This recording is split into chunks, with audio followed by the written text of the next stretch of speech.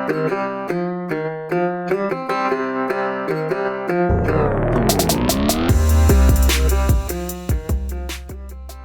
up, everybody? Dan, Binder Boneyard, coming at you from the office. Excuse me. It is a cold and dreary November day. I guess it's the day after Veterans Day. So if you were a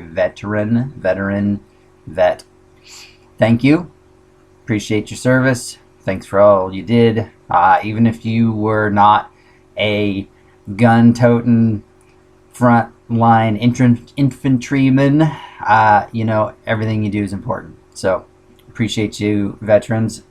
And I was not in the armed services. Sometimes I wonder if I should have been. I talked to my old man about it because my dad was in the Army, Vietnam era, and I told him I was considering enlisting, and he told me to rethink that idea. So I never did join up, and I don't know if that's a good thing or a bad thing. I would have been enlisted during 9/11, so who knows where my future would have gone after that. So things have a way of working out, or things happen for a reason. I don't know, but either way, appreciate you listening in. If you're new here, thank you for joining. Appreciate all of the support, the Patreon donators, the subscribers on Instagram, Facebook, all that stuff. Every dollar helps. These things don't make themselves. I have to pay a guy to edit them and produce them. So so every dollar that comes in really just goes to help him out, because I don't really make any money on these. I don't really have any paid advertisers. I don't. Anytime I talk about a particular product or brand, it's because I genuinely enjoy it and use it in the shop here, and for no other reason than that, unless I specifically tell you that it is a paid ad. It's just stuff that we use and I have good luck with. So if you hear any noise in the background, it's probably the heater running, because it is cold, and I am like a lizard, and I am cold-blooded. So I get the heater running. But anyway, appreciate you being here. Thanks for all the support, the shares on the social media, the likes, the subscribes, all that. Even the YouTube channel. I haven't been doing a lot on YouTube lately. I need to get back on that. But I do have some content coming up here. So appreciate you guys very much. And we're going to jump right into a rip-snorting episode about transmissions. And we're probably going to talk about several different types and the gear ratio aspects and that kind of thing. So get ready to buckle up, because it's going to be a wild ride if you like math. I don't like math, and I did not prepare for this podcast, so there will be no equations happening unless I'm doing them in real time. So anyway, a lot of different options out there for transmissions. You go back into the 40s, 50s trucks, really, really common to have the 3-speed on the column. And that had to do with with the interior design of the truck. Because in the old days, you may or may not know this, in many towns and cities, it was actually illegal to exit the driver's side of the truck on a busy street. If you were in the downtown of your town and you pulled off to the right up against the curb, you had to exit out the passenger side of the vehicle. That was just a safety thing. It's kind of funny when you think about it now, but it makes sense. And then you'll notice on older trucks, the early 50s trucks, there was no lock cylinder on the driver's door. It was You push the door handle down to lock it, and then you slide out the passenger side, and then you would lock it with your key out the passenger side. So anyways, the 3-speed on the column was, to help with the clearance in the cab, so you could slide in and out easily. Bigger trucks that didn't have that, or were less likely to be in town, 1 ton, 2 ton, bigger trucks, they would have a traditional floor shift 4-speed or 5-speed on some of those. Most of them were straight cut gears with no synchros, so a lot of RPM matching and grinding gears to shift between gears. It wasn't until the mid-50s that you started seeing synchronizers and things that make shifting easier. And then this newfangled thing called an automatic transmission started making its way out. The early, I think some of the mid-50s, I've seen some 55s with the Borg-Warner Auto behind the 6-cylinder, but it really wasn't until the 60s that you started seeing a lot more of that automatic. And the Internationals, it was a Borg-Warner, a BW11, and it shared a lot of similar parts with the other, like Ford FMXs, I guess, is this real similar to the Borg-Warner. So there are parts out there available to rebuild those Borg-Warners. They're not the cheapest one to do, but they're still rebuildable. And then as the traffic laws change and the society changed, you started seeing more and more floor shift 4-speeds and 5-speeds. And then you get into the 60s with the Scout, then it's all floor shift. And with the bucket seats and the transmission hump in the middle, there was no sliding out the passenger side on a Scout. I mean, you could, but it just wasn't convenient. So then that's where you saw a lot of 3-speeds and 4-speeds. And the 3-speed, man, I have a love-hate relationship with the 3-speed, because in the low horsepower, like the 152 powered Scout, where you've got 80 something horsepower, it's a big jump between the gears. Like, you gotta scream in each gear to grab the next gear and then hope you have enough horsepower to pull it along.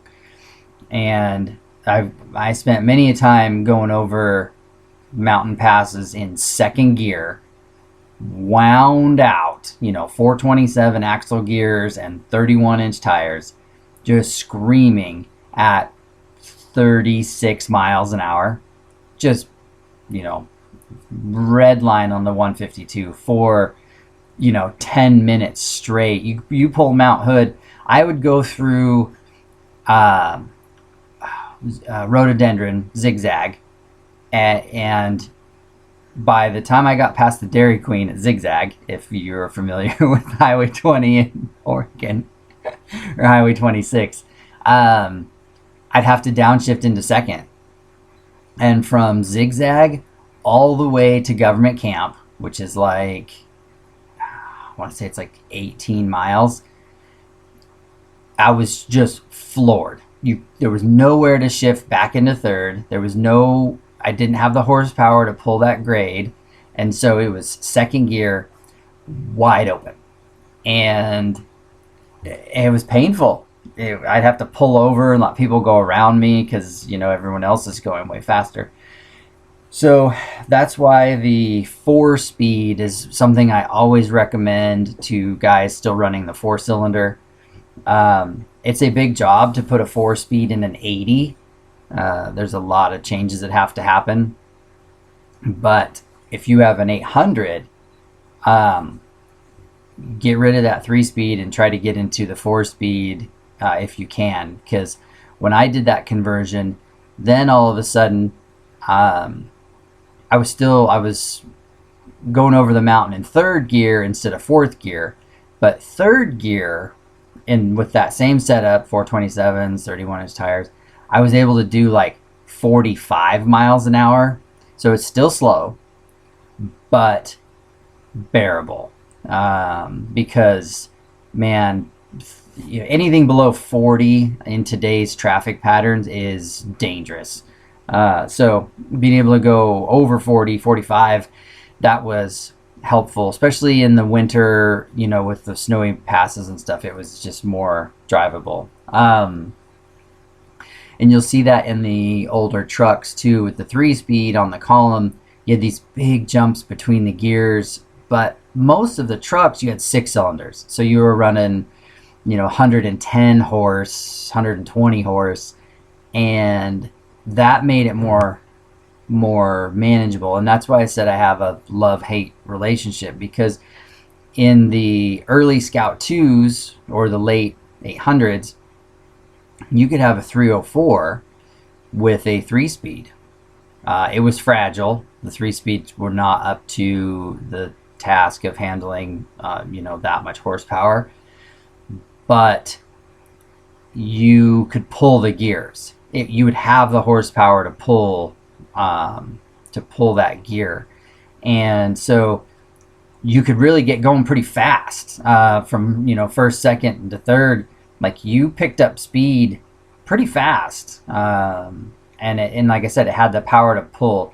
I wouldn't ever tow. I wouldn't recommend towing with a 3-speed. It doesn't give you enough gear splits for that, but just for like highway driving, getting going, the 3-speed wasn't too bad, really. But again, it didn't do anything great. You can't tow with it. Big splits between the gears. First gear wasn't low enough for off-road, so you're kind of stuck. And so if you really want a multi-purpose setup for your Scout, you really need a 4-speed. And you can get, we can get into that too with the close ratios and the wide ratios and that kind of thing. The more common 4-speed that was in the old trucks, up until 1970, when the T18 and T19 replaced the T98. So the T98 was what was in most of them from the 50s, mid-50s up. They had a real low first gear. Some people would call it granny low. It was like 6.5 to 1 first gear. And then second gear was like 3.5 to 1. And the problem I had with the T98 was there's a big jump between third and fourth. So when you're towing, you could hit third, you had enough power, 345, towing a decent weight, you could get up to third, no problem. But then when you shifted into fourth, which is 1-to-1 direct drive, it just didn't have the power to pull it. You needed another gear in between third and fourth. And so it wasn't as bad if you had a 392 with a little bit more horsepower, or you had lower axle gears. If you were running, 430s or 488s, it wasn't quite as bad, because the 488s made up for the jump, and you could shift into fourth and pull the grade, because your top speed was only going to be 55 if you're running 488s. So the axle gears made up for the transmission spacing. It wasn't until the mid 60s when you could start getting the 5-speed in the light trucks, and there were three versions of the 5-speed actually. But everyone's all after the overdrive version, the T34, which is the overdrive 5-speed, which has almost exactly the same gearing as the T98. I shouldn't say exact. I don't want to say exact. Everything's really close. Third gear is in a T98 is like 1.9, and third gear in the T34, the overdrive, is like 2.1, something like that. So they're all real close, but enough to make a difference. But the thing about the T34, the overdrive 5, is that your overdrive was 0.83. So you could have, like I was saying, you could have 488 axle gears that gave you the power to pull through that crappy third to fourth split, and then you shifted into overdrive that sent you down the road. But with 488s and the overdrive, that was like having 392 or 410 axle gears. So, not exactly a highway flyer, but definitely better than being limited to 55 like you would have been with the T98 and 488s. The problem that guys are running into with this T34 swap is that they're trying to do it with 373 gears and 32-inch tires. So that third to fourth jump just gets exaggerated by the tall axle gears. So, I go back and forth on that conversion all the time. I'd almost much rather have, and this is what I'm building now, is the T36 direct drive 5-speed. The direct drive 5-speed takes advantage of gear spacing. So, first gear is 6-to-1, second gear is 3-to-1, and it just, they're a couple hundred RPM ranges apart from each other, so that, it just really takes up for the RPM change. So you can get away with 373 axle gears and 33-inch tires, so that when you shift into fifth, which is a 1-to-1, you can still do 70 on the highway, but then have the gear spacing for towing. So, instead of going over the mountain in fifth gear, with that ratio, you would go in third gear, but have, be able to do 40 miles an hour, just like you would have in the other one, with the T34 and the 488s in fourth gear. You're going over it in third gear, but with higher axle gear. So, it's like a sliding scale where each ratio has its benefits. I like the 36 just because each gears, they're close together. It's just like in a big rig, you got a 10 speed or a 13 speed, and you're like, oh, that's a excessive amount of gears. But when you're moving 60,000 pounds down the highway, and you've got 500 horse or whatever these big trucks have, being able to just grab the next gear down, it's only a couple hundred RPMs difference, it just helps. It just really helps keep your momentum up, makes better use of the power. I mean, look at these brand new trucks. You go buy a brand new Super Duty, they have 10-speed automatics, and it's all about RPM range and keeping it in that sweet spot of the torque and horsepower. So that's the thing to consider, is I would rather have all of my gears be equally spaced and not equally spaced, but usable RPM range, than having one or two gears that's optimal and everything else is just in the way getting to those gears. I don't know. I'm not a long haul truck driver. I don't do this regularly. I mean, my driver is the black truck. It has an Allison automatic, and that is a 5-speed auto. So plenty of gears, and it has the lockup converter. So that's like adding another gear. So that's what I'm used to hauling with. So I'm not an expert. I know what I like. I've done a lot of towing with T98s, and I've done a lot of towing with T19s. And, I can tell you I really like towing with the T19 more because the ratios are closer together. I can pull the T19 close, has a third gear of like 1.4 to 1, where the T98 had a third gear of 1.9, 1.9 to 1.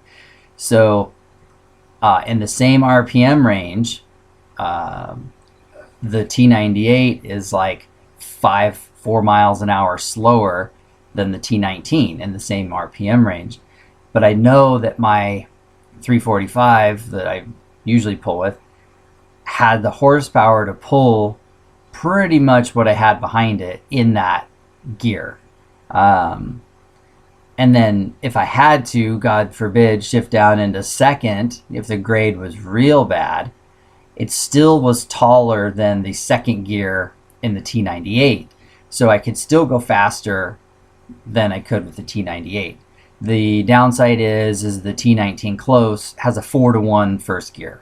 So you don't have that low whole crawler gear that the T98 had, which sometimes you need that low gear, getting out of a bad spot or taking off from a stoplight with a heavy load or something like that. The T98 was used for so long because it worked. Having that low gear, getting you out of trouble, having the splits that it had. Like I'm not saying there's anything wrong with a T98 whatsoever. I'm just saying that there were other transmissions that came out later that had more usability.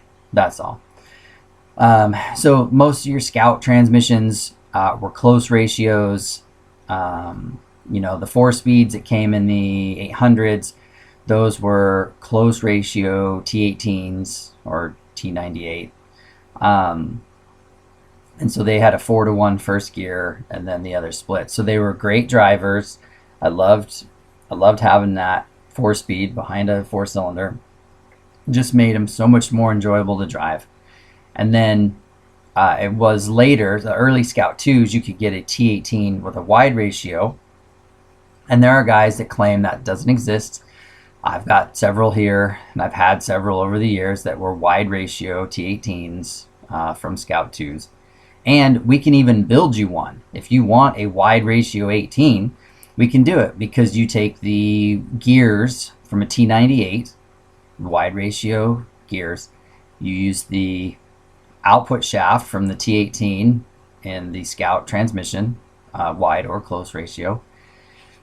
And you put it in that Scout 4-wheel drive case. So now you've just made a wide ratio T18 in a Scout. So you got the deep first gear for wheeling, and you've got the towing gears, and then of course the 1-to-1 like they all had. So, things like that are doable. I've made wide ratio transmissions for the early Scouts as well. That requires taking Ford T18 gears because the mid-60s Ford trucks had T18s. So you take their wide ratio T18 gears with the small input shaft, and then you can put that in the Scout T18 case. So then you end up with that crawler gear behind the 4-cylinder, which I enjoyed. I wheeled on that for years. That was a good setup that I liked a lot. So it's doable. And then you get into the later 70s with the T19s. The T98s and T18s had a non-synchronized first gear. So when you wanted to shift into first, you had to come to almost a complete stop. Otherwise, you would get some grinding or chatter. So the T19 was a synchronized first gear, and then that got rid of that. So it just was a more drivable transmission. And then same thing, there was a wide and a close ratio of those. The wide ratio having that deep first gear. So a lot of the guys wheeling their Scouts that want a manual, they want that wide ratio 19. And so that's, possible to make. You can swap gears around to make a wide ratio in a close ratio case or whatever. It's all doable. The bummer with the 19 wide is that if you're trying to shift quickly under power, like let's say you're mudding or snow wheeling and you have to take off in first gear because you have to, but you need the RPM and the momentum to get through this mud hole, and you've got to grab second. Sometimes it's hard, that gear binding or whatever it does when you're trying to grab that second gear from that low first. It's not a quick shift. You can't speed shift any of these old boxes, that's for sure, but the 19 wides definitely don't like to go from screaming in first to grabbing second in a hurry. They just don't. So that's kind of one of the downsides to that whole thing. My red Travelette, my 64, we swapped in a T19 close on it to make it a better driver, and it has 373 axle gears. I really enjoy that setup. It's good. It's a good setup. It's a nice driver, goes down the road nice. I enjoy. I can go over the mountain, third gear, 52 miles an hour, if it's a high pass. So I enjoy that. And now that being said, we're going to swap in a 392 and a T34 with the overdrive 5-speed, because the red truck has really just become a driver. It shuttles us around. It takes us to shows. I don't tow with it a ton anymore, especially with the black truck being done, and then having the Cowboy Dodge, so yeah, the red truck is kind of a people mover now. So I was going to throw that T34 in there for the overdrive because, it's nice to go down the highway at 2,200 RPM and save on some fuel, because the 392s, they use a lot of fuel.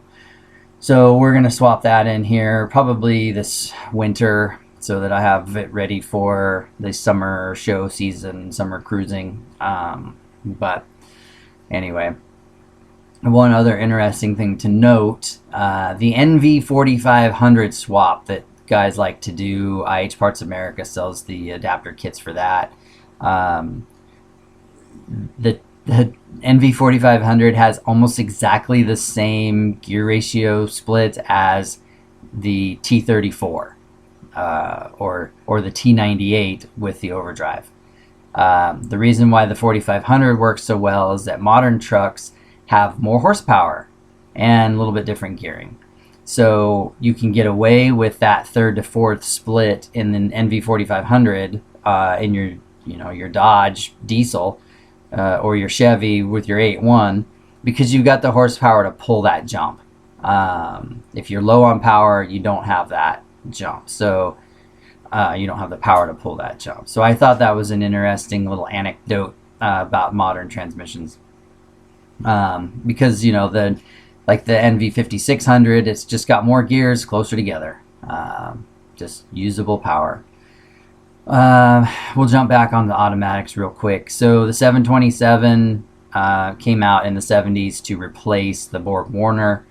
727 is a great transmission, in my opinion. It's a good auto, tons of rebuild support. They held up behind big block Mopars doing drag racing and everything else. So if you get a transmission builder that knows how to put one together, they're great. I've got one in my Wheeler, reverse valve body, so it shifts backwards, which doesn't make sense to normal people, but it's great for wheeling. And it's a full manual, so I can shift it into first gear and it'll hold first gear like a manual transmission would, but not shift up, and it'll retain that gear. So it's nice for going down hills when you don't want to run away and you don't want to use the brakes a whole bunch. So 727s are great. We've swapped a few into 800s. It's a little bit of a job, but an automatic 800 with power steering and disc brakes is real nice. Not gonna lie. I enjoy the 800s with the modern updates. You know, if you can get the doors to shut right and get the windows to seal and that kind of thing, the 800s with the automatic and whatnot, they are one of the better drivers. And I know some of this stuff comes down to preference. I just like good drivers, whether it's manual or automatic. Some guys are really married to what they like, but I go either way. Like, I really like the automatic in the black truck. I like being able to drive across the country and focus on driving and not, shifting all the time every time I'm in a city or in some situation where I got to just keep banging gears. But then I like the T19 in the red truck because it's a more driving experience, which I enjoy that. It's more true to that era of truck. Like, it's weird seeing an automatic in a 50s truck to me. I just don't get it. But everyone has what they like and whatnot. So yeah, I mean, that was the thing. It just comes down to preference and whatnot. I'm, like I said, not a fan of the 3-speed in any capacity. 4 speeds are good if you've got the horsepower to move it. Some of that comes down to axle ratio to help you choose the right transmission, and then preference and whatnot. So anyway, well, I went a little bit long today, so appreciate you guys listening. Thank you for all your support, all of the kind words on the social media. Appreciate it. Please like, share, subscribe, send me good thoughts. So anyway, I appreciate you guys, and until next time, I'm Dan from Binder Boneyard.